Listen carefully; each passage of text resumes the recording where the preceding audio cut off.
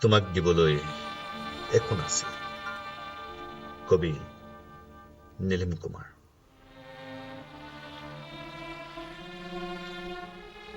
কোনো আয়োজন নাছিল।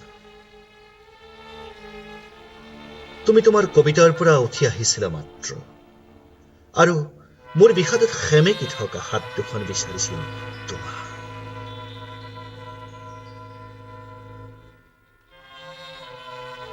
বৰষুণ হৈ হৈ শেষ হৈছিল ডাৱৰবোৰ। তোমাক দিবলৈ একো নাছিল মোৰ হাতত। তোমাক দিবলৈ যদি কিবা আছিল মোৰ ওঠত, সেয়া ভাঙি চিঙি যোৱা এটা কবিতা, এটা সপোন শেষ হোৱাৰ সময়ত মই তোমাক সাৱটি ধৰিছো তোমাৰ সৈতে।